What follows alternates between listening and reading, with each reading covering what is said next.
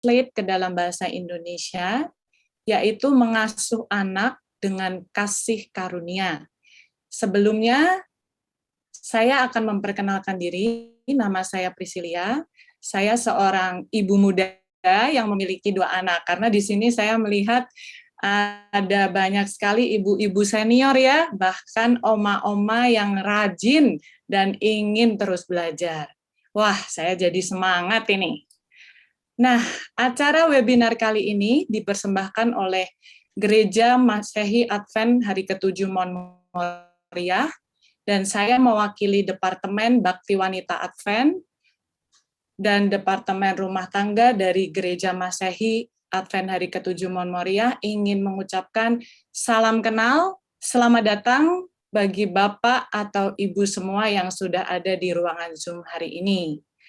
Hari ini kita akan masuk ke dalam poin pembahasan pertama, yaitu Understanding Alpha Kids. Nah, apa itu Alpha Kids? Alpha Kids itu adalah anak-anak yang lahir di antara tahun 2010 sampai tahun 2025 nanti. Itu berarti bagi Bapak Ibu yang memiliki anak usia 12 tahun ke bawah pada saat ini, wah cocok sekali berada di kelas ini. Kita akan sama-sama belajar ya Bapak Ibu sekalian. Sebelum kita mulai acara webinar hari ini, saya mengundang Ibu Heflin untuk berdoa bagi kita semua. Silakan Ibu Heflin. Oke, kita bersatu dalam doa. Our Father in heaven, thank you Lord for the blessing today. Now we want to start our seminary. Please bless us so we can understand or listen from Mem Salipun. Lord, forgive our sin. In the name of Jesus we pray. Amen. Amen. Amen. Terima kasih untuk Ibu Heflin. Baik, seminar Parenting with Grace ini, mengasuh anak dengan kasih karunia, akan dibagi di dalam 8 kali pertemuan. Bisa dilihat di sini, di tabel ini. Di sini ada tanggalnya, mulai dari Sabtu hari ini, sampai dengan Sabtu depan, maksud saya 2 bulan mendatang, yaitu Sabtu tanggal 11 Juni tahun 2022, dengan poin pembahasan yang berbeda-beda ya.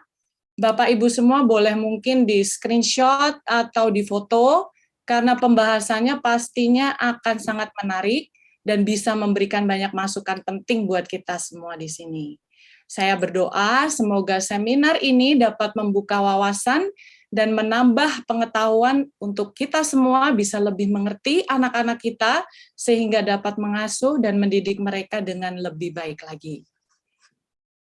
Sudah ya, sudah di screen grab, di screenshot. Saya ingin memperkenalkan pembicara kita pada hari ini, yaitu Dr. Sally Lempun. Kita panggil saja Dr. Sally. Lahir dan dibesarkan di Penang, Malaysia, menikah dengan Pastor Pun Cekyat, memiliki 2 putri yang sudah berkeluarga, dan saat ini beliau memiliki 4 orang cucu. Berarti beliau sudah oma-oma ya.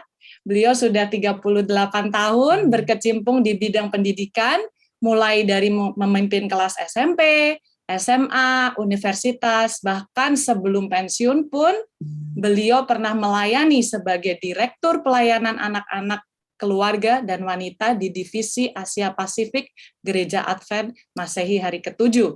Walaupun sudah pensiun, tidak ada kata pensiun buat seorang Dr. Sally, karena dedikasinya yang tinggi. Sampai saat ini pun beliau masih terus aktif membawakan berbagai seminar, pelatihan, dan masih melayani sebagai penasihat di Conference Gereja Advent di Singapura.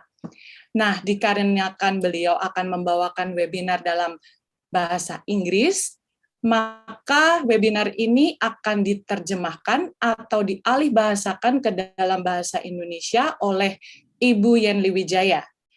Setelah Dr. Sally membahas mengenai topik kita hari ini, kita akan mempunyai sesi tanya-jawab, sesi Q&A, bagi semua Bapak Ibu beserta peserta Zoom di sini yang mempunyai pertanyaan.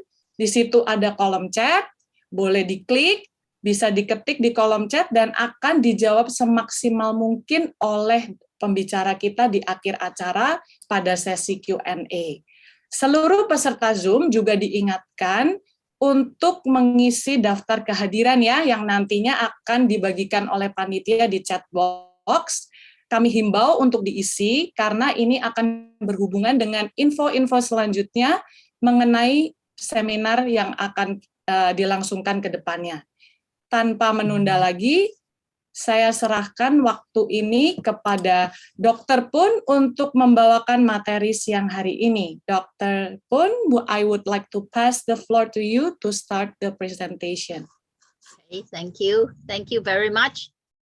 It's a pleasure for me to see all of you this afternoon.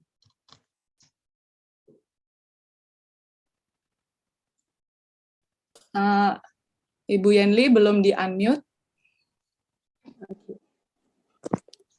Satu kesempatan yang berbahagia dapat bertemu dengan teman-teman di sini pada siang hari ini. I want to thank, first of all, Yenli for organizing this together with many of you who are leaders in the church. I want to thank you. Saya mau berterima kasih kepada grup-grup ibu-ibu yang ada di sini yang telah mengorganisir acara ini. I want to thank, first of all the translators who are going to work with me. Saya juga ingin berterima kasih kepada semua penterjemah yang akan bekerja sama dengan saya selama seminar ini.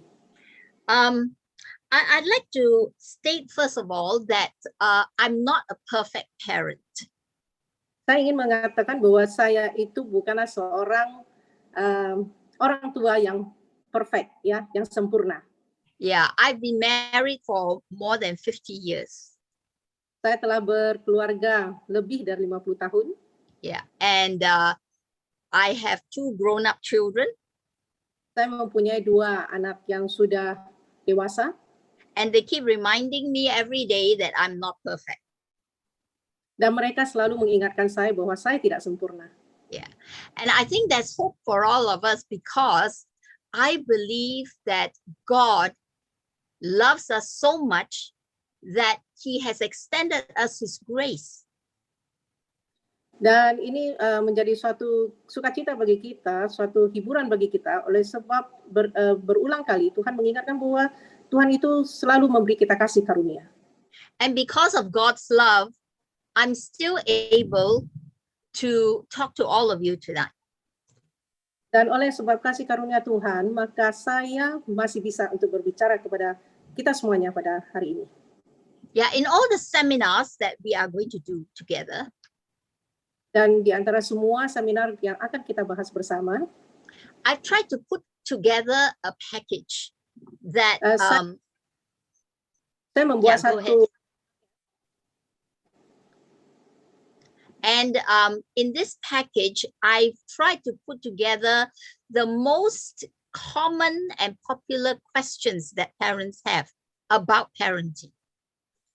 Jadi di dalam satu paket seminar ini, saya mencoba untuk merangkumkan, ini adalah pertanyaan, terdiri dari pertanyaan-pertanyaan yang sering dipertanyakan oleh para ibu dewasa ini. We would like to establish some assumptions that our seminars are going to be Bible-based. Kita ingin mengatakan bahwa mendasarkan suatu pemikiran bahwa seminar kita itu akan menjadi dasarnya adalah Alkitab. And it is because of God's love for us that we can be parents and parent like He parents us with grace. Jadi oleh sebab kasih Tuhan yang begitu besar, kita sanggup menjadi orang tua sebagaimana Yesus telah memberikan pengarahan itu kepada kita. You see, God is interested in every single detail of our lives. Yesus atau Tuhan itu sangat tertarik kepada kita setiap detail daripada kehidupan kita. And He's interested to help us to be the best parents that we can. Dan Dia itu selalu membantu kita untuk melakukan supaya kita dapat menjadi orang tua yang terbaik. We may not be perfect, but He is perfect. Kita mungkin tidak sempurna, tetapi Tuhan kita adalah sempurna. And He's going to bless us as we parent with His grace. Dan Dia pasti akan memberkati kita apabila kita itu mengadakan suatu pengasuhan terhadap anak kita dengan penuh kasih karunia. You see, our God always wants the best for us, nothing but the best. Tuhan selalu ingin yang terbaik buat kita. Ya, tanpa terkecuali selalu yang terbaik buat kita. And if we have any difficulties, He will hear us when we pray to Him. Dan apabila kita mempunyai kesulitan, Dia selalu mendengarkan seruan kita apabila kita berdoa kepadanya. So this is my entire perspective as a parent. Jadi inilah perspektif saya secara keseluruhan sebagai orang tua. And I believe that if we embrace this perspective, we will be experiencing success in our parenting. Dan saya yakin apabila kita mengambil satu paket perspektif atau pandangan seperti ini, kita akan menjadi orang tua yang bisa mengasuh anak kita dengan baik dan sukses. And we don't have to worry because we will make mistakes along the way. Dan kita tidak usah khawatir karena kita selalu pasti akan membuat kesalahan dari waktu ke waktu. I have made many mistakes in my life. Saya telah membuat kesalahan, banyak kesalahan di dalam kehidupan saya. And now I am actually taking care of my grandchildren. Every day I still make mistakes. Dan sebenarnya saya sekarang itu sedang mengasuh cucu saya dan setiap hari pun saya melakukan kesalahan. And my grandchildren tell me that. Dan cucu saya memberitahukan itu kepada saya. So it keeps me humble. Jadi itulah membuat saya menjadi rendah hati. And I know that God is walking with me on this journey. Dan saya yakin dan saya percaya bahwa Tuhan selalu berjalan bersama dengan saya di dalam perjalanan ini. So at the beginning of this, our 8th series, I want to invite you to allow God to work with you as a parent. Jadi memulai 8 seri seminar ini, saya ingin mengundang kita semuanya untuk mengundang roh Tuhan untuk hadir di dalam hati kita. Okay, let me share screen now. Saya akan share screen.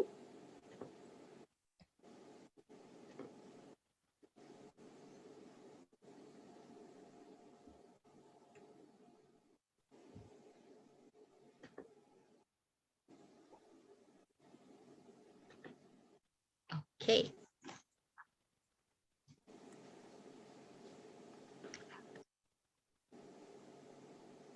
All right, I've just talked about our basic assumptions. Tadi saya sudah bicara tentang dasar pemikiran kita. Let's read about God's love for us from Jeremiah chapter 31 verse 3. Mari kita baca mengenai kasih Allah kepada kita semuanya di dalam Yeremia 31 ayat 3. Buku Yeremia 31 ayat 3 yang berbunyi, dari jauh Tuhan menampakkan diri kepadanya, aku mengasihi engkau dengan kasih yang kekal, sebab itu aku melanjutkan kasih setiaku kepadamu. Okay, I noticed that in the Indonesian translation, there's the word dari jauh, that means from far away. Am I right? Ya, yes. Jadi di dalam bahasa Indonesia disebut dari jauh, itu artinya dari dari jarak yang jauh. Yeah, but in English, in our English Bibles, it says from of old. That means from a long time ago, God has this to say to us. Dalam bahasa Inggris disebut of old, artinya itu dari zaman dahulu kala. Yes, and He's been doing this all down the ages. Dan Tuhan telah melakukan ini terus menerus sampai sekarang ini. He wants to love us. He wants to draw us with His loving kindness. Dia ingin mengasihi kita. Dia ingin membawa kita untuk mengetahui betapa kasih-Nya yang besar kepada kita. Another verse from 1 John chapter 3 verse 1. Ayat yang lain di dalam 1 Yohanes 3 ayat 1 dikatakan, lihatlah betapa besarnya kasih yang dikaruniakan Bapa kepada kita, sehingga kita disebut anak-anak Allah. Dan memang kita adalah anak-anak Allah. Karena itu dunia tidak mengenal kita, sebab dunia tidak mengenal Dia. Yes, we are God's children. Ya, kita adalah anak-anak Allah. If we remember that, we can always ask our Heavenly Father to help us. Jika kita ingat bahwa kita adalah anak-anak Allah, kita selalu akan bisa meminta Bapa kita untuk menolong kita. And in our title of this seminar, I want to stress here on the word grace. Di dalam judul daripada seminar kita ini, saya ingin menekankan kata grace, yaitu kasih karunia. Okay, can you read Ephesians chapter 2 verse 8? Yes, Efesus 2 ayat 8 berbunyi, sebab karena kasih karunia kamu diselamatkan oleh iman. Itu bukan hasil usahamu, tetapi pemberian Allah. Yes, God gave us the gift of grace. Ya, Tuhan memberi kita hadiah atau hadiah kasih karunia. And this grace we can pass on to our children. Dan kasih karunia ini bisa kita sampaikan, teruskan kepada anak-anak kita. It is a gift from God. Ini adalah suatu hadiah dari Tuhan. And we stand, when the children are small, we stand in between them and God. Apabila anak kita masih kecil, kita itu berdiri di tengah-tengah antara anak kita dengan Tuhan. Sebagai And I pray that they will be able to see God's grace in us. Dan saya berdoa agar anak-anak kita dapat melihat kasih karunia Tuhan itu melalui kita sebagai orang tua. Okay, with that background, let's move into our seminar. Dan berdasarkan dasar pemikiran tersebut, mari kita teruskan seminar kita. Let's look at the different generations. Mari kita lihat beberapa perbedaan generasi. And this data comes to us from the Center for Generational Kinetics. Dan data ini kita temui berdasarkan berasal dari Center for Generational Kinetics, yaitu pusat kinetika generasi. So we have the silent generation that was born between 1927 and 1945. Jadi ada di situ disebut silent generation, yaitu yang lahir tahun 1927 sampai tahun 1945. Then we have the baby boomers. Kita juga punya baby boomers namanya. Yeah, I'm one of the baby boomers. Beliau adalah salah satu baby boomers. I think those of you who are grandparents or great-grandparents will belong to this group. Saya pikir yang sudah menjadi oma-oma, opa-opa juga tergolong dalam baby boomers ini. Then we have Generation X, Ini namanya generasi born X, between 1965 and 1980. yang lahir tahun 1965 sampai tahun 1980. And most parents in our group will belong to this generation. Dan pada umumnya ibu-ibu kita di grup ini lahir di generasi ini. And then we have the millennials or Gen Y, born between 1981 and 1996. Kemudian kita juga punya generasi milenial atau generasi Y yang lahir tahun 1981 sampai tahun And we 1996. may have some parents here that are from this generation. They are the younger ones. Dan kita lihat kalau ibu-ibu muda di grup ini, ya ini kebanyakan mungkin lahir di generasi ini. I think Priscilla, you are Gen Y or Gen X? Priscilia, apakah kamu Gen Y, Dr. Sally. Oh, Gen Y. Okay, you're still a young mother. seorang ibu muda, dia lahir di generasi Y. Then our children will belong to the next generation, like Gen Z, born between 1996 and 2009.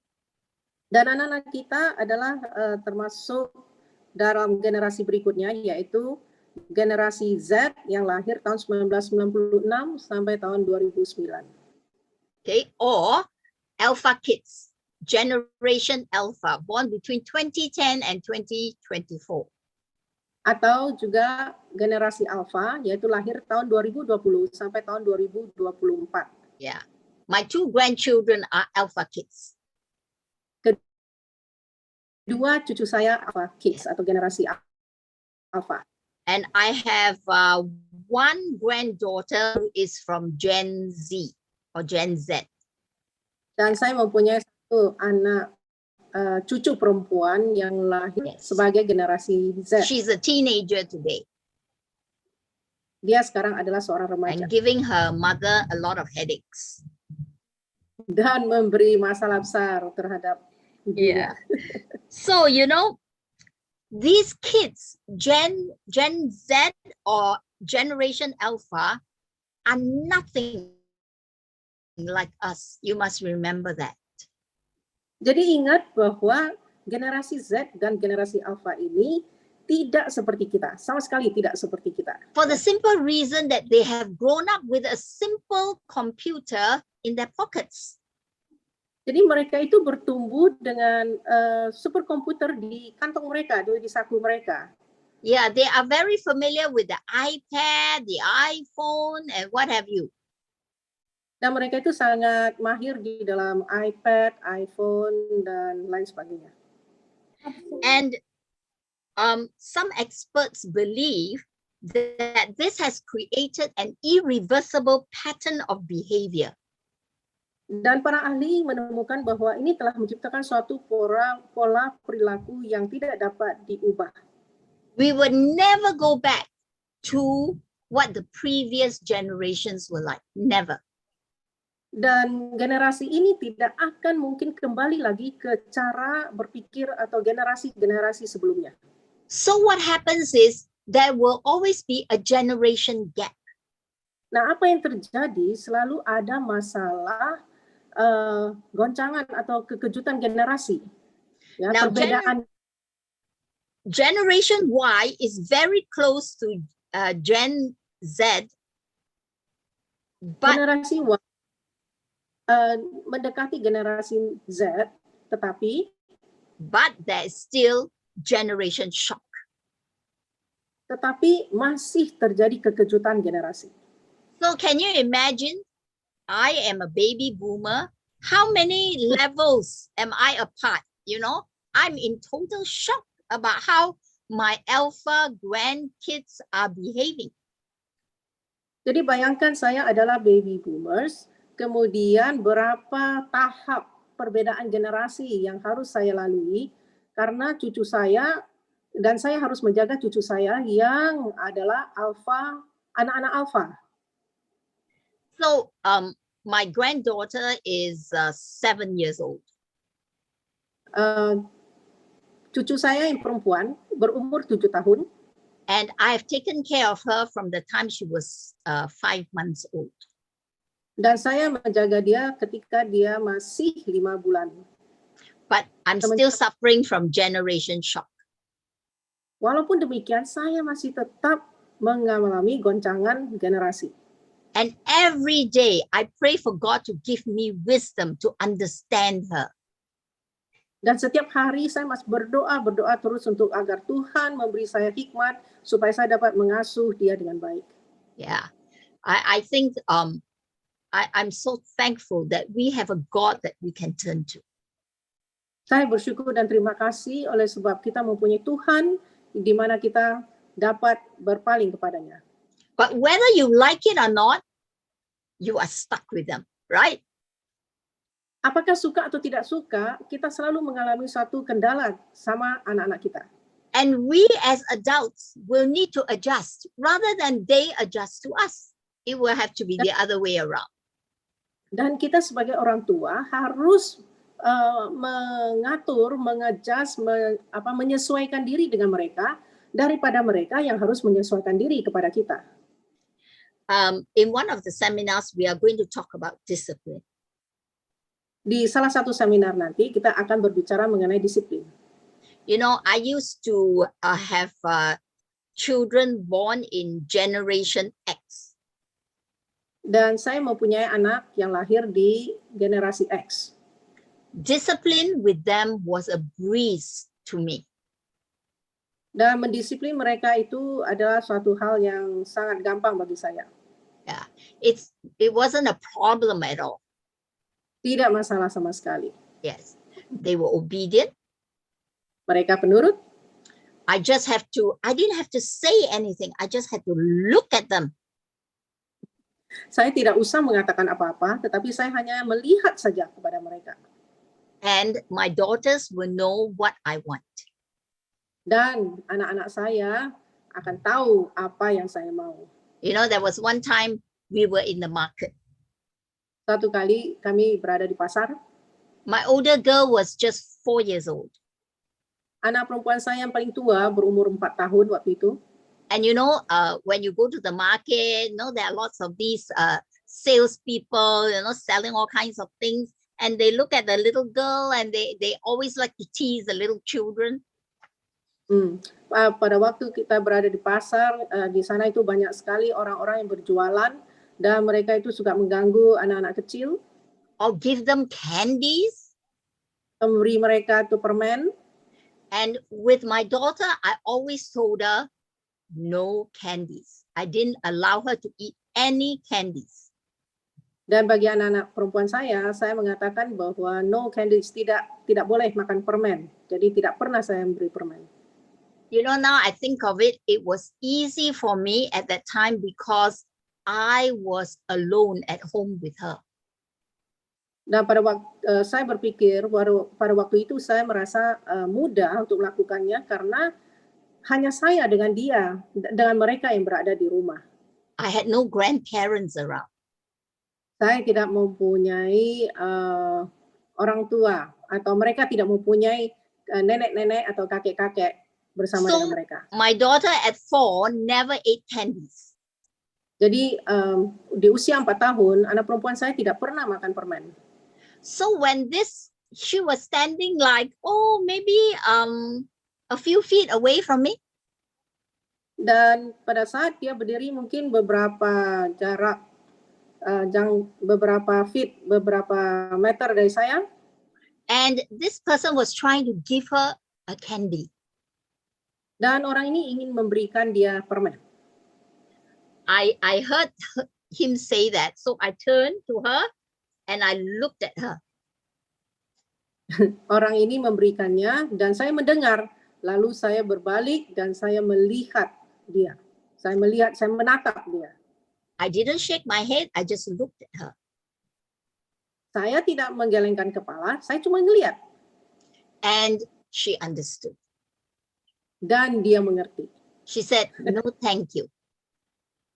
Dan dia katakan, oh tidak, terima kasih. You know, I was a bit surprised. Dan saya kaget.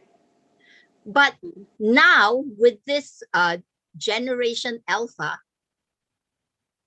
tetapi dengan generasi Alpha sekarang ini, I cannot do the same thing. saya tidak hal yang sama.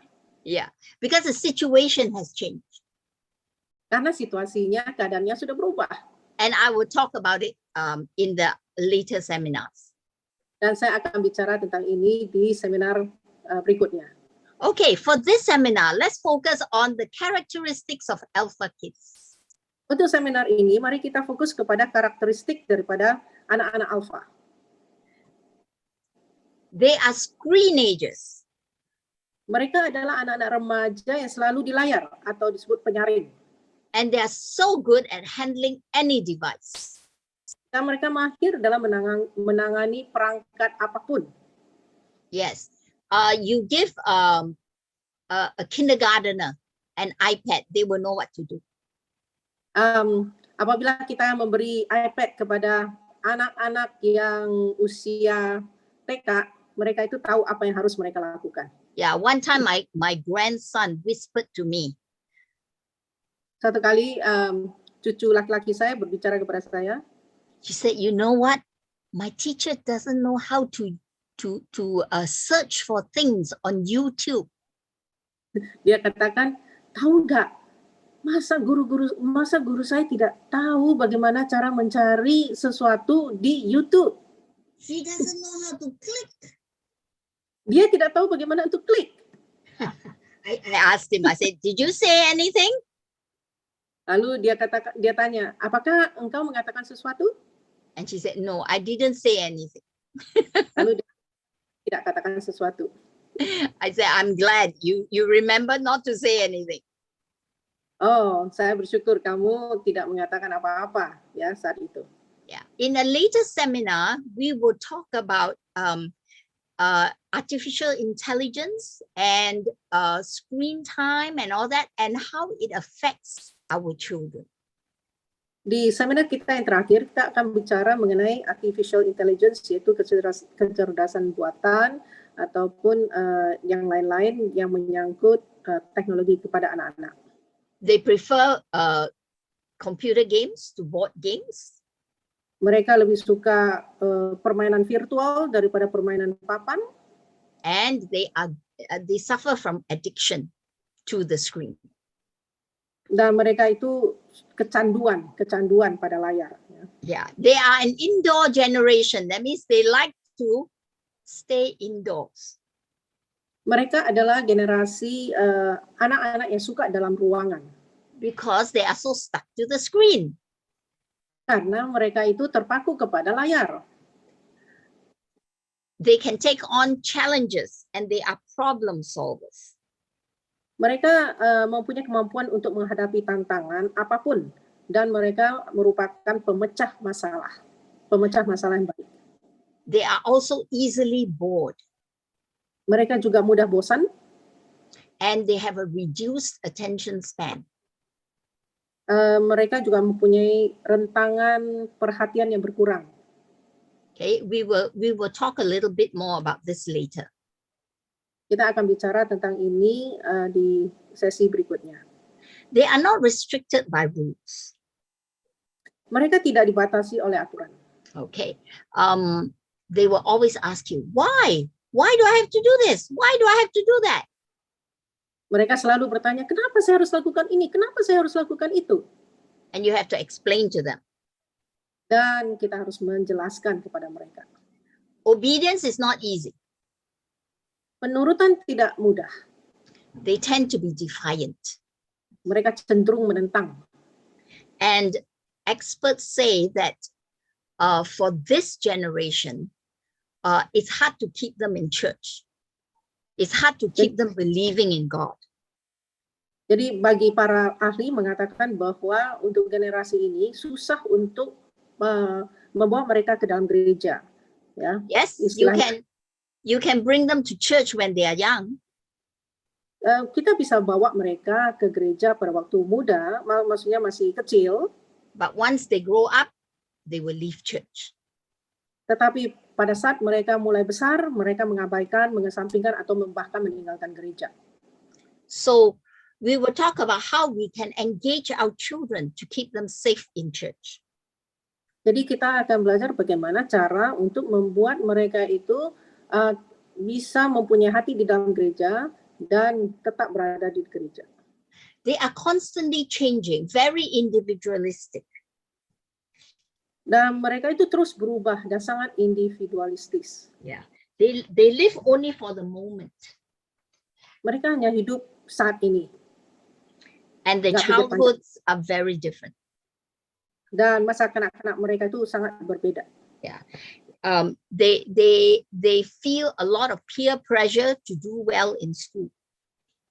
Mereka selalu mendapat tekanan dari teman sebaya mereka di sekolah. And a lot of these alpha kids will try to excel by taking up a lot of extracurricular activities. Dan alpha kid ini berusaha untuk mengambil sebanyak mungkin kegiatan ekstrakurikuler supaya mereka itu. Well, for those who can take it fine and well. Bagi anak-anak yang bisa menerimanya atau sanggup, itu oke, nggak masalah. But for those who find it too much, they will become stressed and anxious. Tetapi bagi yang merasa itu berlebihan, mereka akan menjadi stres dan mereka merasa cemas. And this is called a fast food generation. Dan Alpha Kids ini disebut fast food generation karena mereka suka makanan cepat saji. The parents are busy working. Orang tuanya sibuk bekerja. And a lot of them just buy their food from outside. Dan banyak di antara mereka hanya beli makanan di luar. McDonald's is their preferred food. McDonald adalah makanan kesukaan mereka. Yeah, and they tend to be unhealthy. Dan kecenderungan untuk tidak sehat. Yeah. And the tendencies, now these are the tendencies for this alpha kids. Again, These are the tendencies for alpha kids. ini adalah kecenderungan bagi alpha kids. But can they be molded to be different? Apakah mereka bisa dibentuk menjadi berbeda? Okay, let's look at how we can mold our alpha kids so that they don't just follow along the trends. Jadi marilah kita lihat bagaimana caranya kita bisa mendidik dan membesarkan anak-anak alfa ini supaya mereka itu bisa dibentuk dan tidak terlalu jauh daripada basic principle itu. So the most important thing is you as a parent must be a role model. Jadi yang terpenting adalah orang tua itu harus menjadi contoh teladan atau jadi panutan. Live the values that you want to pass on. Jalani nilai-nilai hidup yang kita ingin sampaikan atau teruskan kepada anak-anak. For example, if you want to limit their screen time, Misalnya jika kita ingin membatasi waktu mereka di layar, how about you yourself? bagaimana dengan Anda? Are you with the screen the whole day long? Apakah Anda juga harus di layar sepanjang hari? Yeah, I know there are lots of WhatsApp messages, Instagram, Facebook, whatever. Do Ya, you saya have your tahu. phone in front of you all the time? Saya tahu bahwa banyak sekali ada WhatsApp, ada Instagram, ada Facebook, dan apakah Anda selalu ada handphone di tangan Anda, di depan Anda? Yeah.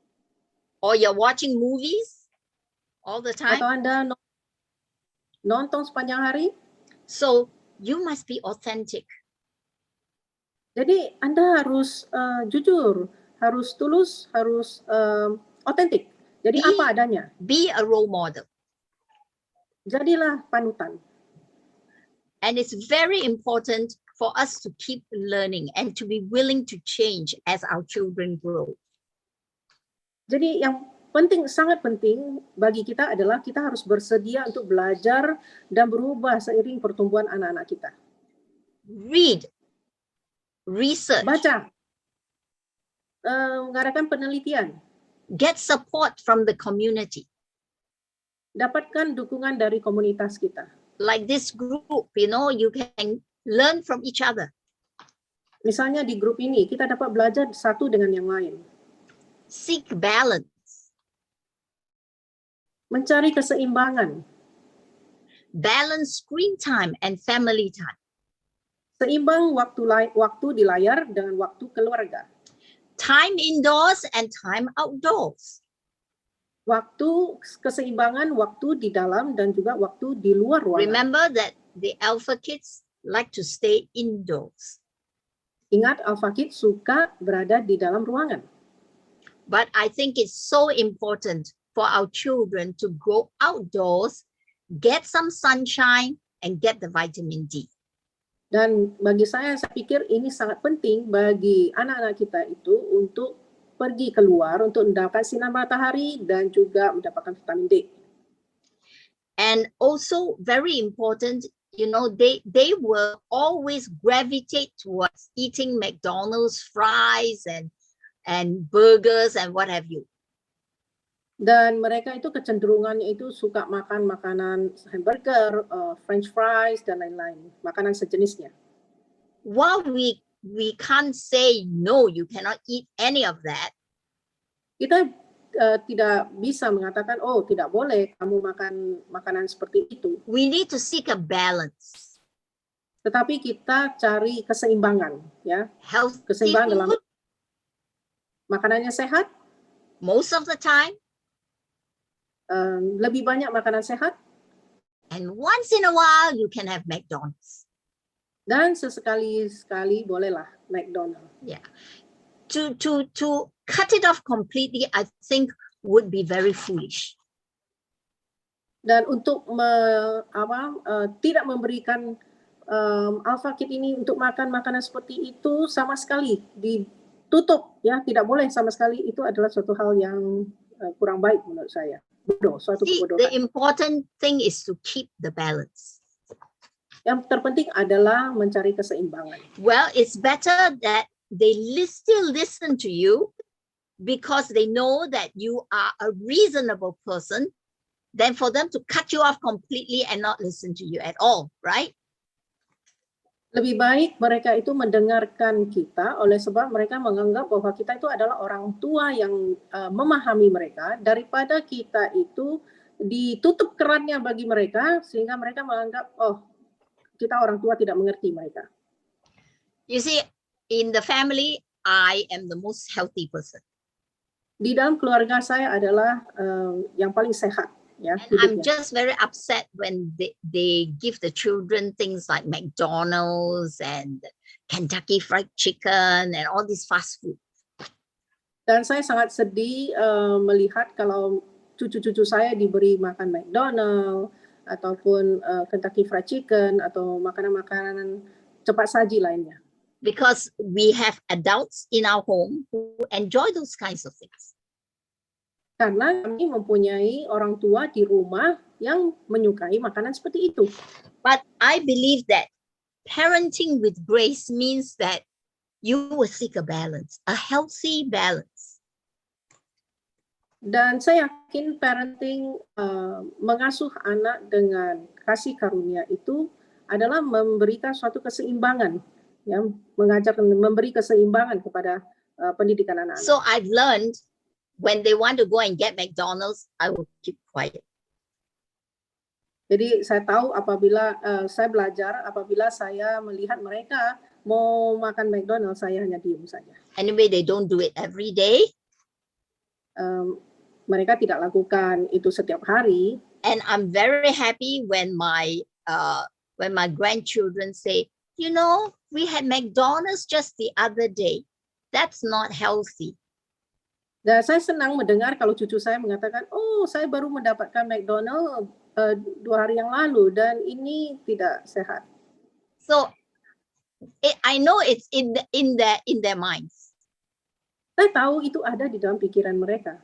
And so I usually just don't say anything and let them enjoy their McDonald's. Dan biasanya saya hanya diam saja dan biarkan mereka menikmati McDonald-nya. Establish good rapport. Dan membangun suatu hubungan baik. You see, it's very important that from young you establish a strong bond and a close relationship so that the children feel comfortable with you. Jadi sangat penting untuk membangun suatu hubungan yang baik dari kecil kepada anak-anak itu sehingga mempunyai hubungan yang sangat erat, ya, satu dengan yang lain. And if you keep open communication in the home, the children will be willing to tell you anything and everything that happens in school. That is a good thing. Jadi jika kita bisa membuka, pelihara suatu komunikasi yang terbuka, mereka akan ceritakan apa saja yang terjadi di sekolah. So that even if they have problems, they won't be afraid to approach you with the problems. Bahkan mereka apabila punya masalah, mereka tidak akan takut memberitahukan kepada kita tentang masalahnya. Yeah. So maintain open communication. This is so important. Jadi jagalah komunikasi yang terbuka, ya, pelihara komunikasi yang terbuka. And keep abreast with technology. Be ready to help your children. Jadi tetap mengikuti perkembangan teknologi dan bantu mereka. Yeah. I have to keep learning. I cannot stop learning. Saya harus terus belajar dan tidak boleh berhenti belajar. Yes. The technology is very new to me in many cases. Dan teknologi ini sangat penting bagi saya di dalam banyak hal. But it's important for you to know. Tetapi sangat penting bagi kita untuk belajar. So that you can help them. Supaya kita bisa bantu anak-anak kita. So, you know, all these things that we have talked about, all these points, they are not easy to execute. Jadi hal-hal tadi yang kita sebutkan itu tidaklah gampang untuk kita lakukan. And when you whether you are doing a good job or not doing a good job, it's very important to pray for your children. Apakah Anda melakukan suatu hal yang baik, pekerjaan yang baik untuk anak-anak ataupun tidak, sangat penting untuk selalu berdoa untuk anak-anak kita. Pray for wisdom. Berdoa untuk hikmat. Yeah, I do this on a daily basis. Saya lakukan ini setiap hari. Pray for understanding. Berdoa untuk pengertian. Don't jump on your children at once without asking what happened. Jadi janganlah tuduh atau memarahi mereka tanpa alasan. Pray for balance. Berdoa untuk supaya ada keseimbangan. And we need to understand that God will always hear us when we pray. Dan kita harus tahu bahwa Tuhan mendengar kita pada saat kita berdoa. He has promised in Jeremiah chapter 33:3.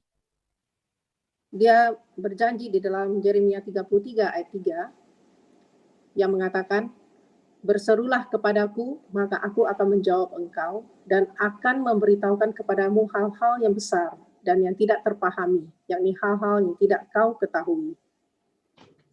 In Romans chapter 8 verses 26 to 28, I think it's Di Roma 8 ayat 26 sampai 28, God gives us a promise that sometimes we don't even know how we should pray. satu janji Tuhan, karena seringkali kita tidak tahu bagaimana kita harus berdoa. Okay, can you read this first? Ya, demikian juga Roh membantu kita dalam kelemahan kita, sebab kita tidak tahu bagaimana sebenarnya harus berdoa. Tetapi Roh sendiri berdoa untuk kita kepada Allah dengan keluhan-keluhan yang tidak terucapkan. Dan Allah yang menyelidiki hati nurani mengetahui maksud Roh itu, yaitu bahwa Ia, sesuai dengan kehendak Allah, berdoa untuk orang-orang kudus. Kita tahu sekarang bahwa Allah turut bekerja dalam segala sesuatu untuk mendatangkan kebaikan bagi mereka yang mengasihi Dia, yaitu bagi mereka yang terpanggil sesuai dengan rencana Allah. So even when we don't know how to pray, Tambahkan apabila kita sekalipun tidak tahu bagaimana berdoa, the Holy Spirit will help us. Roh Kudus akan menolong kita. You just need to cry to God. Yang perlu kita lakukan adalah menangis, berdoa kepada Tuhan. Many times I can only say, God, Seringkali saya hanya bisa mengatakan, Tuhan, I don't know how to express myself, saya tidak bisa mengungkapkan diri saya. but I have this promise in Romans which tells me, even you don't know how to pray, don't worry. Tetapi saya mempunyai janji di dalam Roma 8 tadi bahwa sekalipun saya tidak bisa berdoa, maka Roh Kudus akan berdoa untuk saya. Bringing up alpha kids is a huge challenge. Membesarkan Alpha Kid adalah suatu tantangan yang sangat-sangat besar. For many parents who do not bother, Bagi orang tua yang tidak peduli, then it's easy. itu gampang. But if we want our children to grow up to be successful, Tetapi apabila kita ingin anak kita bertumbuh menjadi orang yang sukses, to walk in the right ways, berjalan di jalan yang benar, then it calls for effort on our part, dan itu memerlukan tenaga yang cukup besar dari pihak kita, it calls for grace on our part. dan memerlukan kasih karunia di pihak kita. So that God can help us with this difficult journey. Kita di dalam perjalanan yang sangat sulit ini. Yeah, that's all I want to say. And I'll be happy to answer your questions. Hanya sampai di sini yang saya ingin katakan, dan saya siap untuk menampung pertanyaan-pertanyaan dari saudara.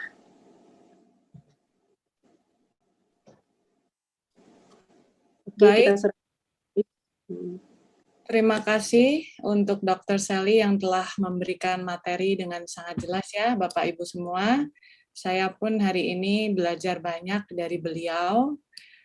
Pasti tentunya semua kita di sini juga kembali diingatkan bagaimana caranya mendidik anak-anak kita ini. Nah, sekarang kita akan memulai sesi Q&A, tanya jawab kita pada hari ini. Saya lihat di chat box belum ada yang bertanya. Mungkin apakah ada pertanyaan dari Bapak Ibu sekalian di sini? Kalau yang tidak bisa menyalakan kamera atau unmute, bisa ditulis, diketik di chat box.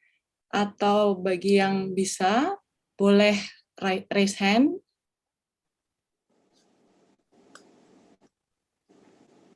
Oh, di sini ada pertanyaan. Saya bacakan pertanyaannya ya dari Ibu Marta. Hai, saya Marta, mau tanya, di mana cara raise alpha kids yang tidak bagaimana mungkin ya cara raise alpha kids yang tidak disupport oleh suami sendiri. Jadi, how to raise the alpha kids generation without any support from the husband. Yes, we understand that there are many mothers who have to raise their kids all by themselves. Saya mengerti bahwa banyak alpha kids yang ibunya harus membesarkan mereka itu sendirian. That is why it takes a village to raise a child. Memerlukan tenaga yang cukup besar ya, katakan sekampung untuk membesarkan anak-anak. You know, I understand that there are many fathers who do not want to participate in the parenting process. Saya mengerti akan banyak sekali orang tua atau bapak-bapak yang tidak mau melibatkan diri di dalam mengasuh anak-anak. Don't try to do it alone. Jangan lakukan itu sendirian. Yes, find a community. Carilah satu komunitas. You see, Mount Moriah is a very safe community that you can find help from. Jadi Mount Moriah adalah suatu komunitas yang aman untuk mendapat pertolongan. Yes, you know, if you are raising your child alone, there will be men in the community who could act like a father figure to your child. Jadi apabila Anda membesarkan atau mengasuh anak itu sendirian, maka di dalam suatu komunitas Anda mungkin ada laki-laki yang bisa berperan sebagai pengganti daripada ayah untuk anaknya. We have experienced many mothers who lost their husbands due to various reasons. Saya mengalami pengalaman di mana banyak sekali ibu-ibu kehilangan suaminya oleh sebab banyak dengan alasan yang berbagai alasan. But within the church community, we have men who will come alongside and help to communicate, to love your child, and to help both of you on this journey. Tapi di dalam gereja kita selalu mempunyai seorang figur bapak yang selalu menolong, membantu anaknya atau ibunya di dalam perjalanan apabila mereka punya masalah. Or maybe in your own family, you have maybe an uncle or a grandparent, you know, who could step in and be part of the parenting process. Mungkin di dalam keluarga kalian mempunyai seperti om atau mertua ya yang bisa menolong untuk membantu di dalam masalah mengasuh anak ini. Okay, I hope that answers your question. Saya harap ini bisa menjawab pertanyaannya. So never do it alone ya. Yes. Jadi jangan melakukannya itu sendirian. So Ibu Marta, give an example, Dr. Sally. For instance, the husband always allow the kids to eat junk food, candies secretly, and tell them not to tell their mother. You know, inconsistency is one of the worst things to happen in teaching a child. Jadi di dalam mendidik anak-anak, ketidakkonsistensinya itu adalah suatu hal yang sangat-sangat berbahaya. Ya. But let's get real, okay? Let's get real. Jadi kita lihat yang nyata ya. This happens in most families, Ini terjadi di keluarga pada umumnya, even in my family. bahkan di keluarga saya. I mean, we have 4 adults in my family. Kami mempunyai 4 orang dewasa di keluarga saya, Yes. The parents, orang tuanya, and then me and my husband. dan saya dan suami saya selaku nenek dan kakek. And many times we have inconsistencies regarding junk food. It is a Jadi- problem in our home. Jadi seringkali kami mempunyai beda pendapat di dalam masalah makanan yang tidak sehat atau junk food, makanan jajanan ya. And they know who to go to ask mereka for junk food. Mana mereka harus pergi untuk junk food. They will never ask me. Mereka tidak mungkin tanya saya. But what I do is, I used to get very upset and angry. Dulunya saya sering marah dan merasa sedih dan marah. But I've been praying about it a lot. Tapi saya sudah berdoa sering-sering tentang hal ini. And I've been reading a book about parenting with grace. Dan saya membaca sebuah buku tentang mengasuh anak dengan kasih karunia. And I tell myself, it's no point getting upset. Saya mengatakan pada diri saya, tidak ada gunanya saya menjadi sedih. But I will consciously teach my grandchildren about junk food. Tetapi saya akan terus-menerus secara konsisten mengajarkan mereka tentang junk food, tentang makanan jajanan. Yes. And I think I've been successful. Dan saya pikir saya berhasil. I'm not the parent. Saya bukanlah orang tuanya. Yes. And if let's say that the father or mother wants to give junk food. Katakanlah orang tua mereka itu, cucu saya itu mau memberikan makanan yang tidak sehat kepada cucu saya. Yeah, like the husband, the father giving the junk food to the kid. Misalnya ayahnya ingin memberikan makanan yang tidak sehat kepada anaknya. I have learned not to get angry, but to just keep quiet. Saya belajar untuk tidak marah, tetapi diam. But in between, I teach my grandchildren about the dangers of junk food. Tetapi di sela-sela itu saya mengajarkan kepada cucu saya bahaya untuk makan makanan yang tidak sehat. And each person has the power of choice. Dan setiap orang mempunyai kuasa untuk memilih. And so, when I hear my grandchildren say, "Oh, I've been eating too much junk food, my throat feels uncomfortable." Dan apabila saya mendengar cucu saya mengatakan, saya makan makanan yang tidak sehat ini terlalu sering sehingga saya merasa tidak enak di tenggorokan saya. So I will tell them, Dan saya akan katakan kepada mereka, you can choose to eat it or choose not to eat it. oh, kamu bisa memilih untuk memakan atau tidak memakan makanan tersebut. And I will leave it at that. Dan saya akan tinggalkan itu. We can kick up a big fuss and quarrel with our husbands or our children about doing this kind of thing. But what does that accomplish? It accomplishes nothing. Kita bisa saja mungkin marah-marah, kemudian kita berantem sama suami kita, kemudian buat suatu ketegangan. Tetapi apa yang kita capai? Tidak ada. It just disturbs the peace of the home. Nah, itu hanya mengakibatkan ketegangan dalam rumah tangga dan membuat keluarga itu tidak damai. And fighting in front of the children is not a good modeling, right? Dan berantem di depan anak-anak itu bukanlah suatu model atau panutan yang baik. Yes, I understand the rule is consistency. Dan kuncinya adalah inconsistency, yaitu beda pendapat ya. Jadi harusnya itu sama ya cara berpikir, ini beda pendapat. But our freedom ends where somebody else's nose begins. In Okay. other words, we can't control what other people do.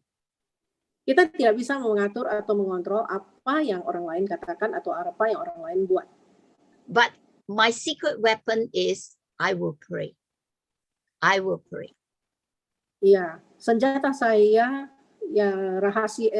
rahasia saya adalah saya berdoa.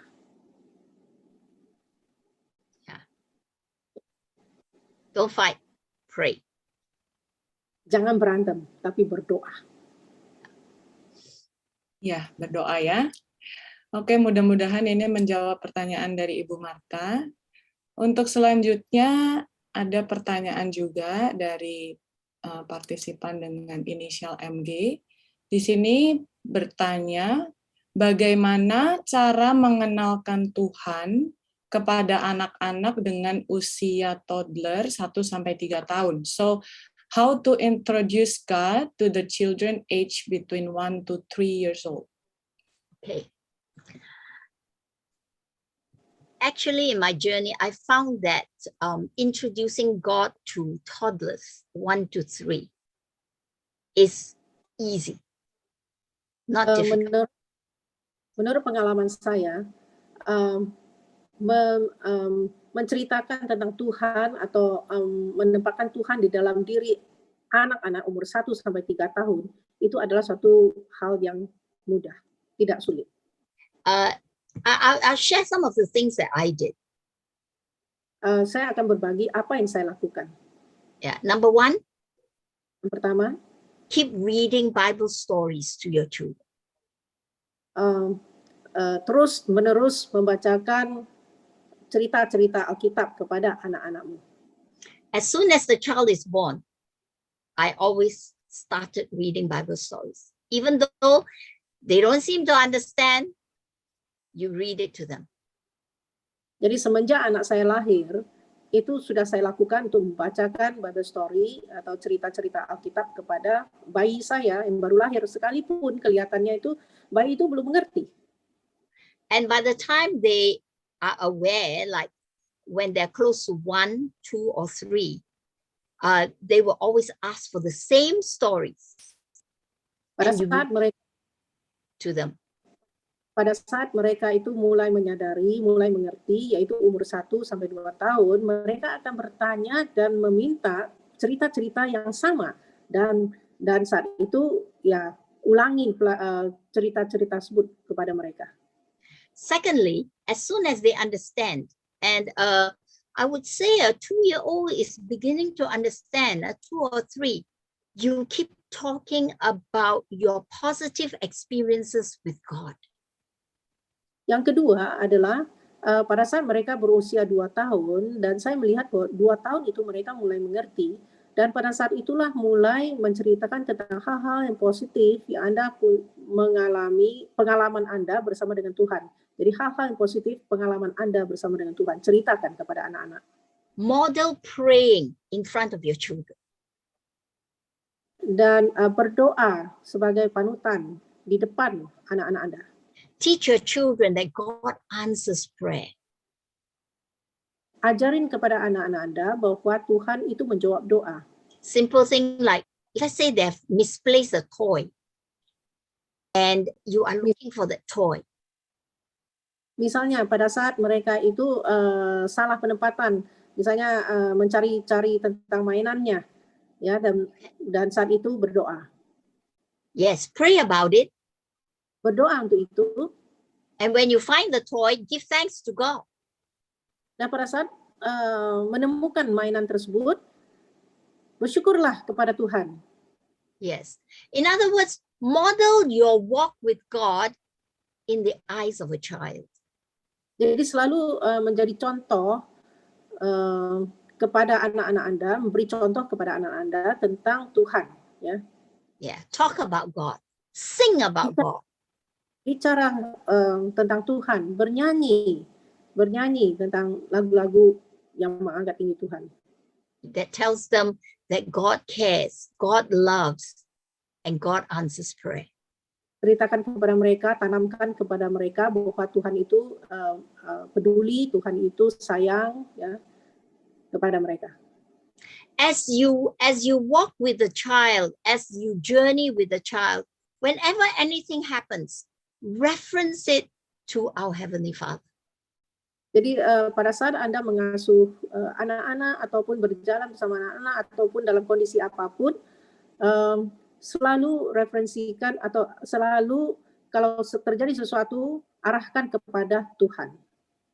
Teach them to share. Ajarkan mereka untuk berbagi. Teach them to care like God cares for us. Ajarkan mereka untuk peduli seperti Tuhan peduli. So these are some of the ways. Just live out your faith in front of your children. Jadi tingkatkan atau tunjukkan imanmu di hadapan anak-anak. Okay? Oke.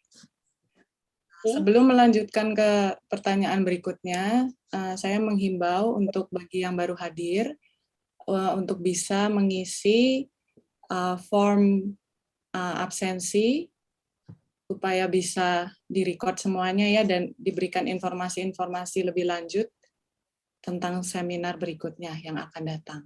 Oke, pertanyaan selanjutnya dari Ibu Lili Ang. Di sini ditanyakan, kita harus menjadi role model buat anak. Kita nggak mau anak-anak pegang HP terus, tapi pekerjaan kita menuntut untuk kita tidak lepas HP, handphone. Gimana caranya kita bisa membuat anak untuk tidak terlalu main HP? So, we need to be the role models for the children, like what you said, Dr. Sally. We don't want children to be on screen continuously, but our work demand us to be on screen all the time. So how can we be a good role model to them and make our children not to be on the screen all the time? Yeah, I understand this struggle because both my daughter and son-in-law work from home and they are in front of the computer all the time. I can understand that. Saya mengerti pergumulan ini, pergumulan daripada anak dan mantu saya juga, karena mereka itu kerja WFH dan mereka seharian ada di rumah di depan layar. And I've always explained to the kids, look, your parents have to work with the computer. Saya selalu menjelaskan kepada cucu saya bahwa, lihat, orang tuamu bekerja harus dengan komputer. But you don't have to work. Tapi kamu belum perlu bekerja. Yes, there are times when teacher gives assignments on the computer. Ya benar, kadang-kala seringkali guru-guru memberi PR melalui komputer. And that's when you get on. Dan disitulah saatnya kamu boleh pakai komputer. But other than that, you know, we try to limit screen time during the weekdays to just 1 or at the most 2 hours, no more than that. Jadi di luar daripada pekerjaan rumah dari sekolah, saya selalu membatasi mereka itu pakai layar itu 1 sampai 2 jam maksimal. And I explain to them why I want to limit their screen time. Dan saya menjelaskan kepada mereka kenapa saya harus batasi waktu mereka di layar. You know, there was a time when my grandson experienced dry eyes, dry eyes. Satu kali cucu saya mempunyai pengalaman matanya tuh kering. And I say, see, too much screen time will give you dry eyes. Saya katakan terlalu banyak waktu di layar itu akan membuat matamu kering. Sometimes if they are like watching a movie or something, kadang-kala apabila mereka menonton nonton film, then I remind them. Nah, saya ingatkan mereka. After they watch a movie, I will get them to stand outside look up to the sky, do some eye exercises. Dan apabila mereka nonton TV atau film terlalu lama, saya akan ajak mereka keluar, lihat ke atas, ke langit, kemudian lakukan gerakan-gerakan mata. Yes, I tell them, we need to rest our eyes Saya katakan kita perlu membuat mata kita istirahat to keep them healthy. supaya mereka itu sehat. Yeah, so we look at something far, something near, something far, something near, you know. Kita ajar mereka lihat sesuatu yang jauh, kemudian yang dekat, lihat lagi yang jauh, lihat lagi And yang we dekat. roll our ya, eyes melatih. round and round and round. Dan kita putar mata kita ya ke atas, ke bawah, melingkar gitu. Yes, look at something high, something low. Lihat ke atas, lihat ke bawah. So I go through with them some of these exercises. Jadi saya lakukan latihan-latihan ini bersama dengan mereka. And I pray that it will get into their heads so that they will know how to stop themselves.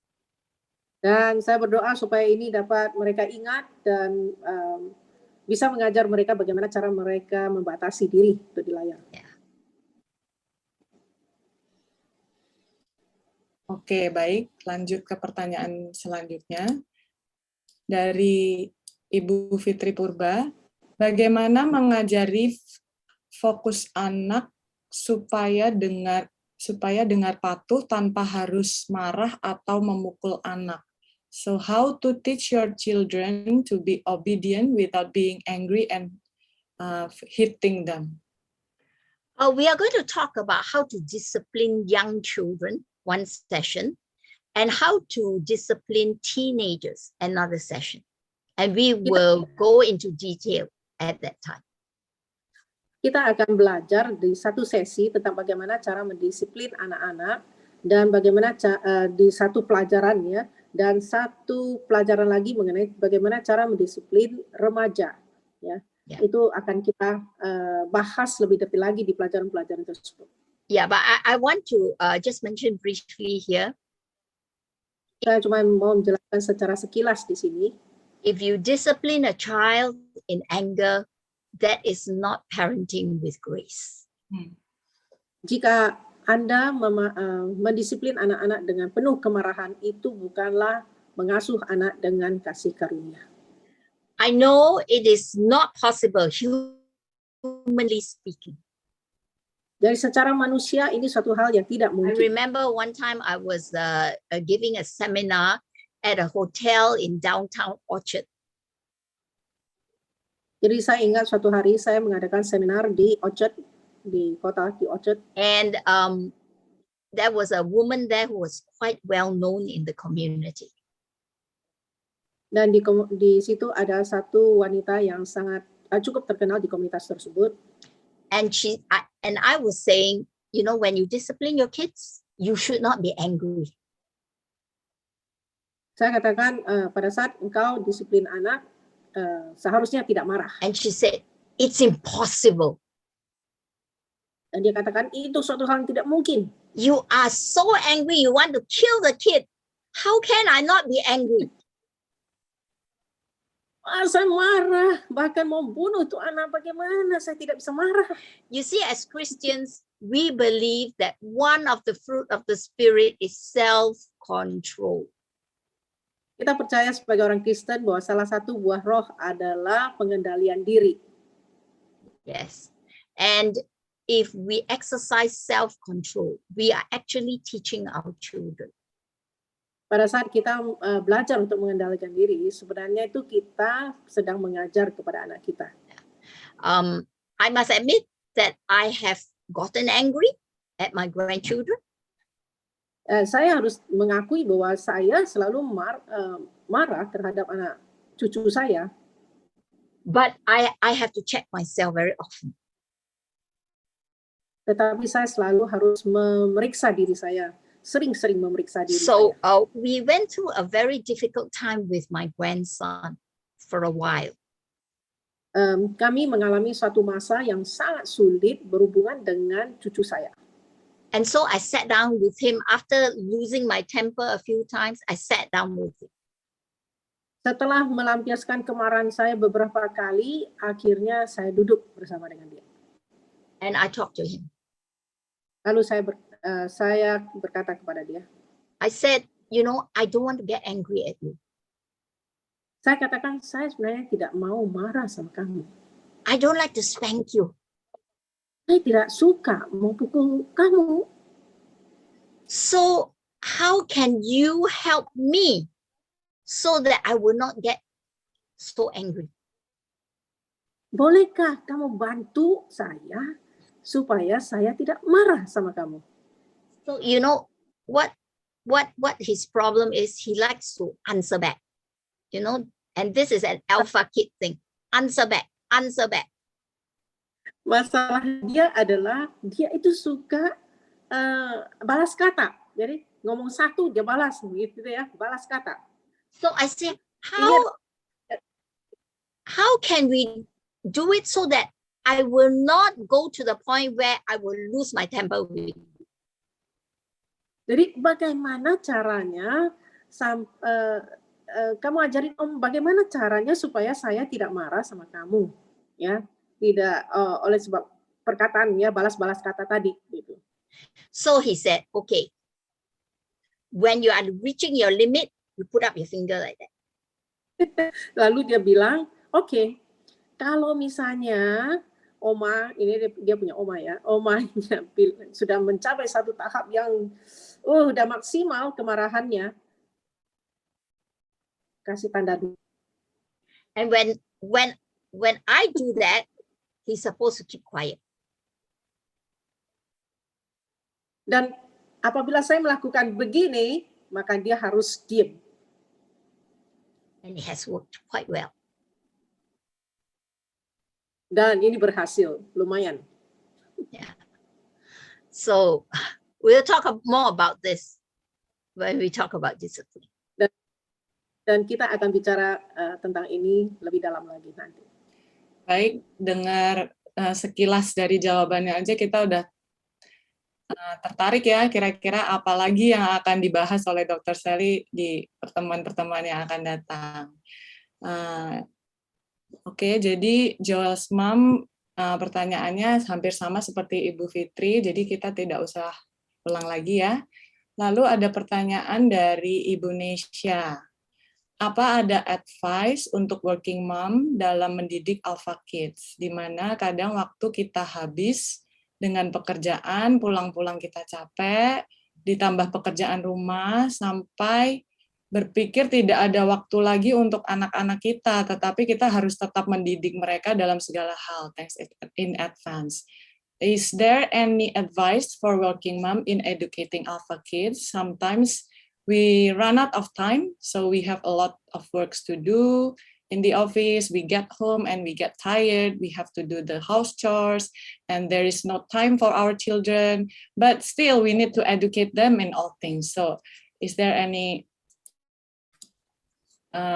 suggestions? We will talk more about this in detail in our third seminar. Kita akan bicara ini lebih detail di seminar kita yang ketiga. Okay, we give you some tips on how working moms can really think about ways so that they can stretch their time. Jadi di pelajaran ketiga kita akan menyinggung bagaimana ibu-ibu yang bekerja itu dapat meluangkan waktu, ya, menarik waktunya itu supaya dia bisa mengajar, punya waktu untuk mendidik anak-anaknya. Yeah. And at that time, I'd like other people who have some good techniques to share. You know, we should share together in the forum. Pada saat itu saya ingin bagi mereka yang mempunyai pengalaman untuk share ya di forum tersebut. Okay. Oke, baik, di sini saya lihat sudah tidak ada pertanyaan lagi. Saya mau bertanya lagi, apakah ada di antara Bapak atau Ibu peserta Zoom yang mau bertanya lagi? Jangan lupa untuk mengisi daftar hadir ya yang sudah di-share di chat box. Apakah ada pertanyaan lain lagi? Can I ask a question to Yes. Dr. Sally? Yes. Dr. Sally, yeah, first of all, thank you for sharing your struggle humbly during your raising up these alpha kids, and yeah, helping us to know how important it is to depend on God's grace and God's guidance. Yeah, as we listen to all this, we are being reminded that yeah, it is important to pray. It is important to really depend on God's grace. But my question is, on your own experience, during your downtime, when you feel like, oh, it's so tiring, it's impossible, God is not answering my question, my community is not helping me, like whatever aspect that frustrates you, how do you handle that? Thank you. You know, I believe in prayer. And even in my most depressing moments, I continue to pray. Okay, you don't want to translate?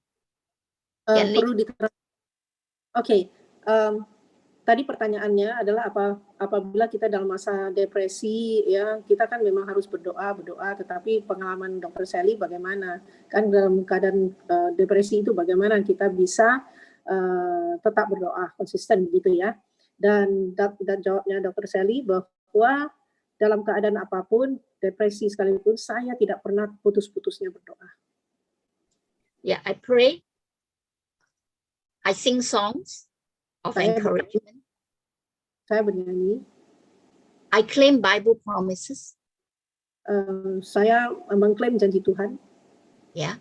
I like the one that is in Psalm chapter 103, verse 17.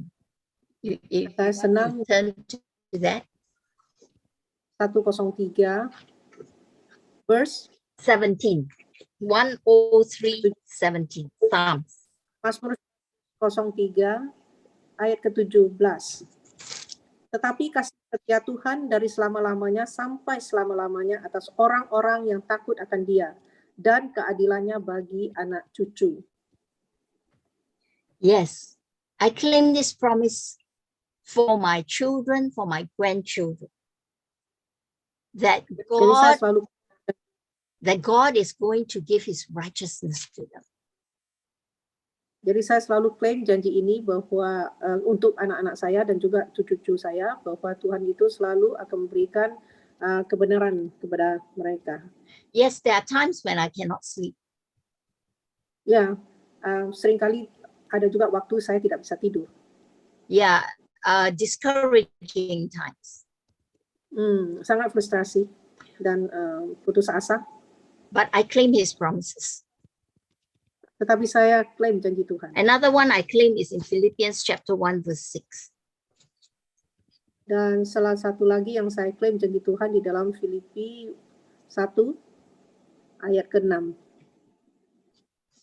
You see, when we are not confident in our parenting. Again. When we are not confident that we are doing the right thing. Apabila kita tidak yakin bila kita melakukan sesuatu, apakah kita melakukan sesuatu yang benar? When we feel that we have failed. Apabila kita berpikir bahwa kita itu gagal. Philippians 1:6 tells us, being confident of this very thing. Jadi apabila kita mengalami hal tersebut, di dalam Filipi 1 ayat 6 mengatakan bahwa kita harus yakin. That he who has begun a good work in you will complete it until the day of Jesus Christ. Jadi di sini dikatakan akan hal ini aku yakin sepenuhnya. Jadi harus yakin ya, yakin sepenuhnya, yaitu bahwa Ia yang memulai pekerjaan yang baik di antara kamu akan meneruskannya sampai pada akhirnya pada hari Kristus Yesus. Ya, Tuhan akan selalu menyertai kita sampai titik terakhir. Yes. It's not me. Bukan saya. It's him. Tetapi Tuhan Yesus. Because he is going to make up for any of the shortfall that we have. Karena dia akan membereskan semua permasalahan yang ada dalam diri kita. if we keep close to him ourselves. Bila kita yakin dan kita menjaga hubungan baik dengan Tuhan. So for mothers is a daily walk with God. Jadi bagi seorang ibu itu adalah perjalanan setiap hari bersama dengan Tuhan. Yeah, we have our ups and our downs. Kita punya masa yang sulit, masa yang naik turun. And when we are down, let's turn to God. Pada saat kita sedang kecewa, sedang sedih, dalam keadaan di bawah, kita stay connected dengan Tuhan, datang sama Tuhan. Let him handle the problem. Biarlah Tuhan yang membereskan masalah kita. And he might tell you something in return. Dan Tuhan pasti akan memberitahukan sesuatu kepada kita. I'm always amazed at how he comes through.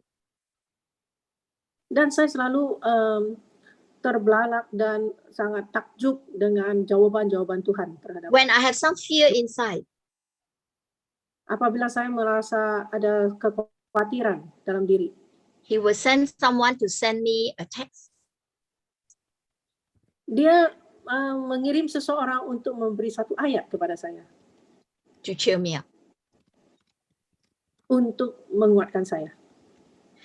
He would turn, like when I turn to my Bible and read, he would direct me to a story or to something that would encourage me.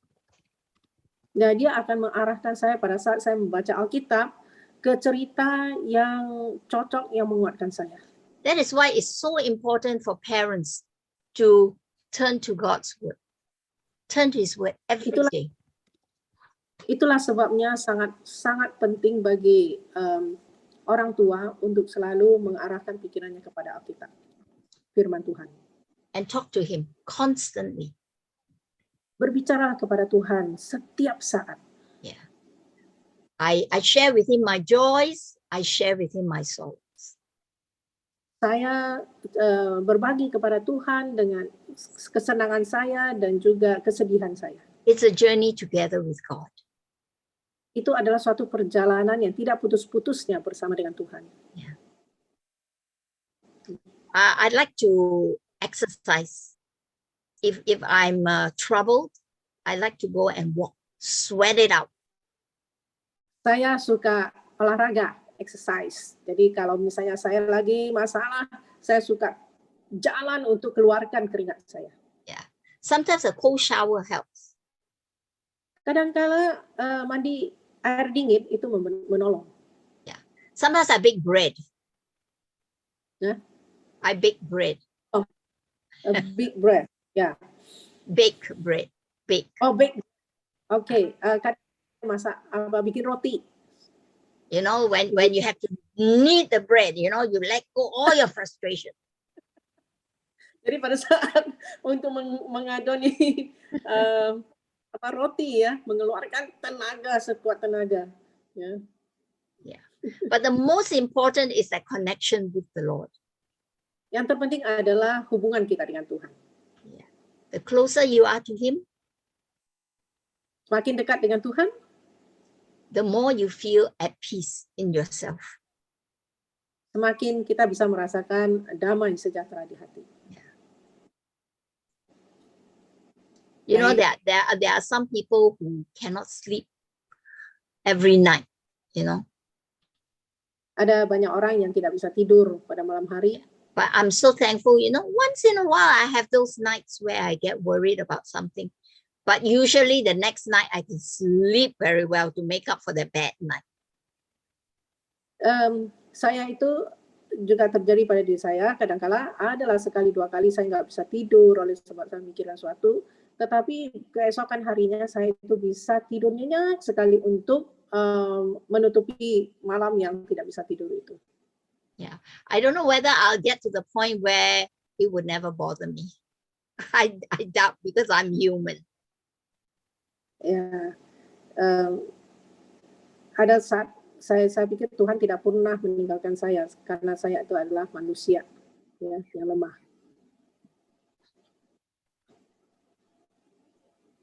Oke, baik. Mungkin ini ada pertanyaan satu lagi yang saya akan bacakan. Lalu mungkin berikutnya pertanyaan terakhir yang barusan masuk ya, karena waktunya sudah menunjukkan pukul 3:34. Oke, pertanyaan selanjutnya, bagaimana cara mendidik anak yang sudah agak besar seperti generasi Y dan Z, apakah sudah terlambat? Karena kesibukan saya sebelumnya yang sibuk bekerja, sekarang ini apakah sudah terlambat? Apalagi kadang-kadang tindakan yang sudah jadi habit, yang jadi kebiasaan seperti makan junk food, bertindak semaunya, apakah itu bisa dirubah? Saya sih sudah berdoa terus.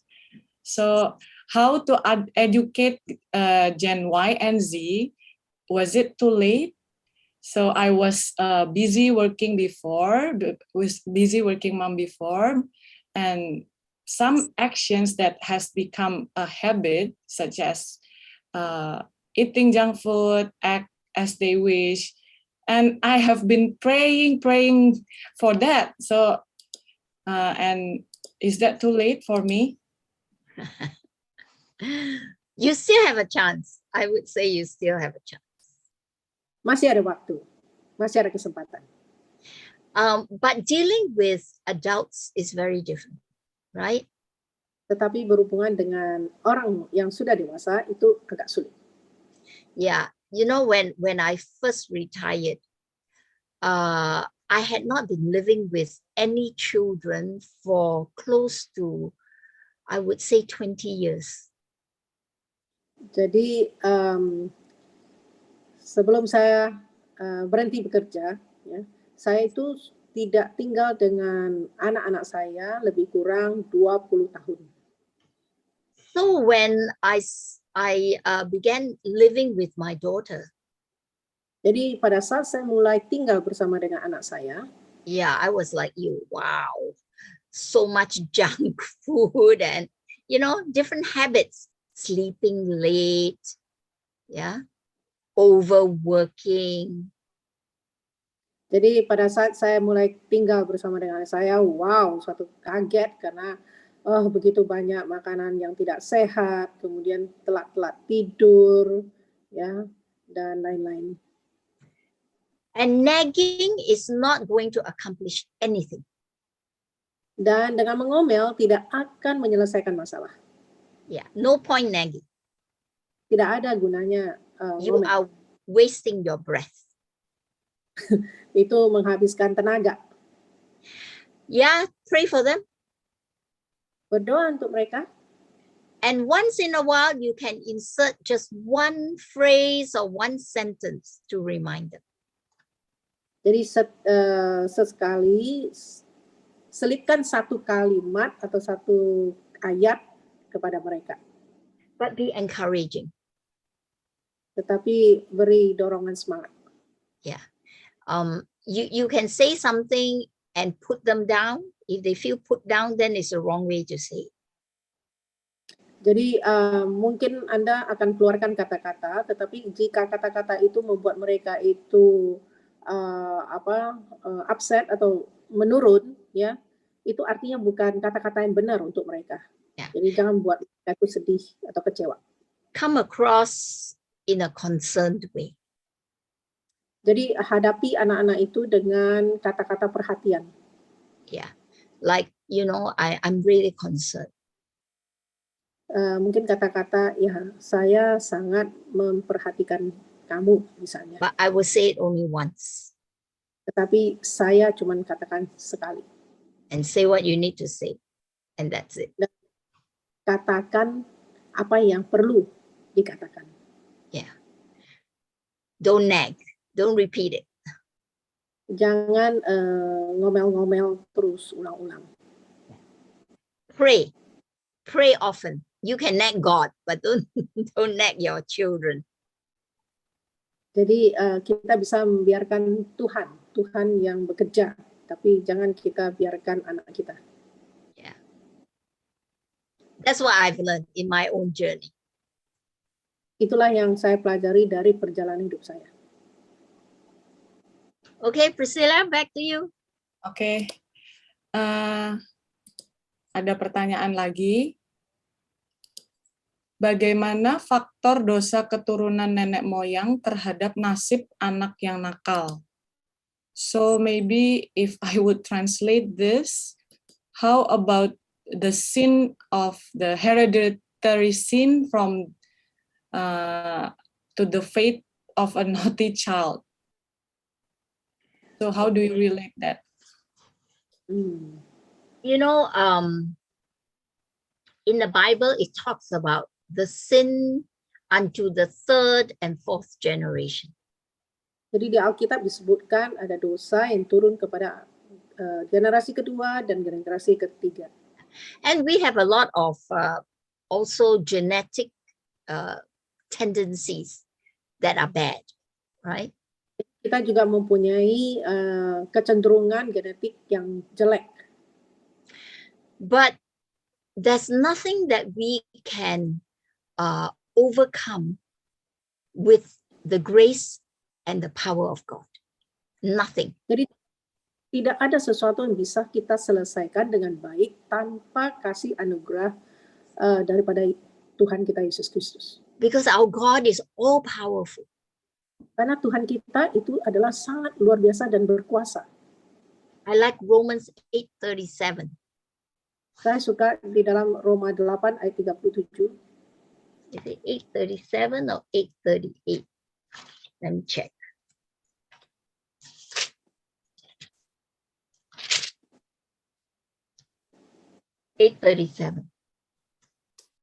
Roma 8 ayat 37 mengatakan, tetapi dalam semuanya itu kita lebih daripada orang-orang yang menang oleh Dia yang telah mengasihi kita. We can be conquerors. Kita bisa menjadi pemenang. God has promised, Tuhan punya janji and He's going to do it.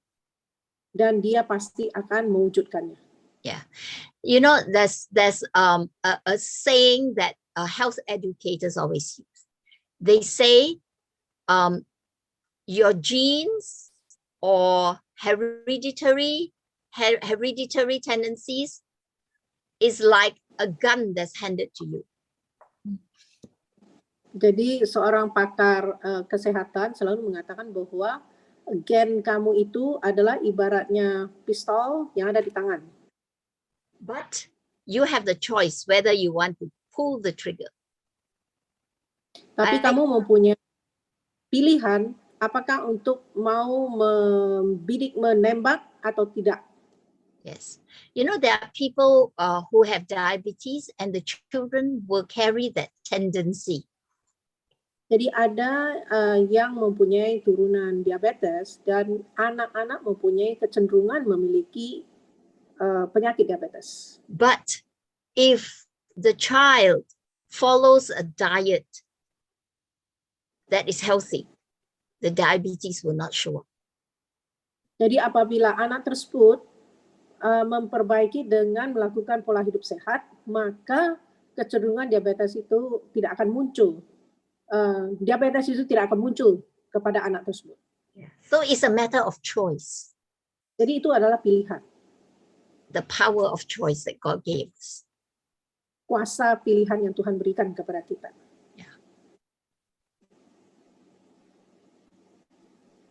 Oke, baik. Ini mungkin akan jadi pertanyaan yang terakhir untuk menutup sesi hari ini, sesi Q&A hari ini. Saya bacakan, apakah menceritakan Alkitab atau tentang Tuhan harus langsung kepada newborn, sedangkan saat newborn orang tuanya masih banyak begadang dan waktu tidurnya masih belum teratur dan kurang. So does telling the Bible or telling about God's story should be done directly to the newborn baby? Well, at that time, parents must stay up late most of the time and get so tired of it. I know. Yes. All right. You don't have to tell a long story to your newborn. Kamu nggak usah cerita yang panjang-panjang kepada seorang bayi yang baru lahir. For newborns, just hearing your voice, 1 or 2 sentences are enough. Jadi bagi bayi yang baru lahir, hanya dengan mendengar dua kata daripada seorang ibu, itu sudah cukup. Sing to your newborns. Hmm. Sing to your newborns. Bernyanyilah, sering bernyanyi kepada bayi Anda. You know, the books, the story books for very young children, they consist only of about 4 or 5 sentences. Jadi buku-buku cerita anak-anak kecil tuh untuk bayi itu hanya terdiri dari 4-5 kalimat. Yeah, it's not like you're telling a story for half an hour or 1 hour. No. Jadi bukan cerita yang memakan waktu setengah jam atau 1 jam, bukan. Yeah, that's not necessary. Itu tidak penting. Yeah, for me, I enjoy reading rhymes or poems. You know, I have a set of books where the stories are in a poetry form, and I enjoy reading that. But it's not necessary. You know, you can say just a few words to your newborn. Jadi saya itu suka baca puisi atau prosa atau apa ya, kalimat yang ya puisi-puisi pendek, tapi ada juga yang mungkin saya juga suka untuk bicara 1-2 kata. Jadi nggak mesti baca puisi, tetapi apa saja yang suka yang bisa dibicarakan kepada bayi itu ya lakukanlah gitu. Mungkin 1-2 kalimat. Intinya adalah sering-sering bicara sama bayi. Yes, I understand that newborn babies sometimes keep the mothers awake, and you hardly have any energy to do anything else. I understand that. Ya, jadi saya mengerti karena bayi itu selalu membuat ibu itu bangun tengah malam, dan saya sangat mengerti itu menyita tenaga. Oke, baiklah, mungkin sesi tanya jawab kita pada hari ini bisa kita tutup dulu ya. Mungkin kan di sini ada banyak ibu-ibu yang akan kembali dengan kegiatan mengurus anaknya masing-masing. Jadi sesi tanya jawab akan ditutup untuk saat ini.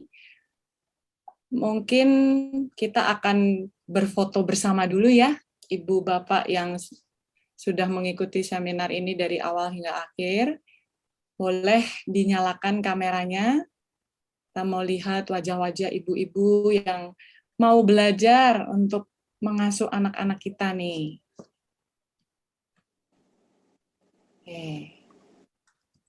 Terima kasih buat yang sudah menyalakan. Masih saya tunggu. Oke. Senyum yang paling manis. Wah, di sini semuanya ibu-ibu semua ya. Oh, oke. Senyum yang paling manis. 1, 2, 3. Oke, mungkin sekali lagi kalau ada yang baru join. Sekali lagi. Oke. 1, 2, 3. Oke deh. Terima kasih untuk semuanya yang sudah menyalakan kamera. Sekarang mungkin kita mau closing prayer dulu. Sebelum nanti saya akan ada sedikit informasi tambahan. Oke, Dr. Sally, would you please lead the closing prayer for us? Shall we pray? Mari kita berdoa. Our gracious and loving and gentle Father in heaven, Bapa yang penuh kasih, penuh pengasihan yang berada di surga, we want to praise you because you have given us so freely of your grace. kami mengucap syukur dan terima kasih kepada Bapa oleh sebab memberikan kami kasih karunia. God, even though we have done so many wrong things, but you have always been there for us. Bapa, sekalipun kami selalu melakukan banyak kesalahan-kesalahan, Engkau selalu ada bersama dengan kami. And your grace was sufficient for us. Dan kasih karunia-Mu cukup untuk kami. God, you know our hearts. Tuhan, Engkau mengetahui hati kami. You know that we wish to bring up our children in the right way. Engkau tahu bahwa kami ingin membesarkan anak-anak kami, mendidik, mengasuhnya dengan benar. You see our innermost desire to want our children to know you and to walk with you. Engkau mengetahui bahwa jauh di dalam lubuk hati kami ingin anak-anak kami mengetahui dan mengenal Engkau lebih dalam lagi. So God, I pray that you will give us wisdom. Tuhan, oleh sebab itu kami berdoa untuk Engkau berikan kami hikmat, Give us understanding beri kami pengertian, and help us to love our children in the same way that you love us. dan ajarin kami untuk mengasihi anak kami sebagaimana Engkau mengasihi kami, With all gentleness and humility, dengan segala kerendahan hati dan segala kelemah lembutan, bearing with one another in love. dan berjalan bersama satu dengan lain dengan penuh kasih. Thank you, God, for loving us. Terima kasih Tuhan telah mengasihi kami. And I pray that we will extend the same love to our children. Dan kami berdoa supaya kami dapat melanjutkan kasih-Mu kepada anak-anak kami. So we leave our precious children in your hands, Father. Dan kami serahkan anak-anak kami yang begitu berharga di mata Tuhan. And use us so that we will be the instruments in your hands. Dan gunakan kami supaya kami dapat menjadi alat Tuhan yang ampuh. Forgive us where we have failed you. Ampuni kami apabila kami telah berlaku tidak benar di hadapan-Mu. And in this coming week, Dan di hari-hari berikutnya, I pray that our walk with you will be sweeter and closer. supaya perjalanan hidup kami bersama dengan Engkau, ya Bapa, akan semakin manis dan baik. So that our children can see Jesus in us. Supaya anak-anak kami dapat melihat Tuhan Yesus di dalam diri kami. In Jesus' name. Di dalam nama Tuhan kami Yesus Kristus. Amen. Amin. Amin. Baik, terima kasih Dr. Sally untuk doanya. Saya izin share screen lagi untuk memberikan informasi tambahan. Sebelumnya, mungkin kalau bila ada yang baru join di akhir-akhir, di chat box-nya nanti akan dikirimkan kembali daftar absensi kehadiran untuk bisa mengetahui siapa saja yang hadir, dan bisa nanti kita bisa kasih tahu lagi kalau ada seminar-seminar yang akan datang. Seperti sudah bisa dilihat di sini, masih ada 7 seminar lagi sampai 11 Juni, dan dengan seminar, judul seminar yang berbeda-beda. Saya harap semuanya yang hadir di sini boleh hadir lagi di seminar-seminar berikutnya, boleh undang teman-teman, keluarga yang lain, kalau ada yang membutuhkan, jadi lebih banyak lagi yang terberkati oleh sharing materi dari Dr. Sally. Oke, ini saya mau share. Nah, ini dia. Jadi tanggal 30 April 2022 akan ada seminar Understanding the Kids Generation. Jadi generasi Z ya, kali ini, hari ini Alpha, generasi Alpha. Sabtu depan Dr. Sally akan berbicara mengenai generasi Z. Jadi bagi Bapak Ibu, kira-kira ada kerabat atau teman, family lain yang membutuhkan, yang anak-anaknya berada di generasi Z, boleh di-share. Oke, sekian dari saya. Acara ini akan ditutup. Tuhan memberkati kita semua, dan sampai jumpa di acara seminar kita berikutnya. Tuhan memberkati. Thank you, Dr. Sally. Thank you, Dr. Sally. Thank you. Thank you, everyone. Thank Thank you. Lydia. Miss Lydia. Thank you, Bu Jenly, for translating. Yeah. Thank you. Sama-sama. So see you next Sabbath, Next Sabbath. Yes. Saturday. Sure.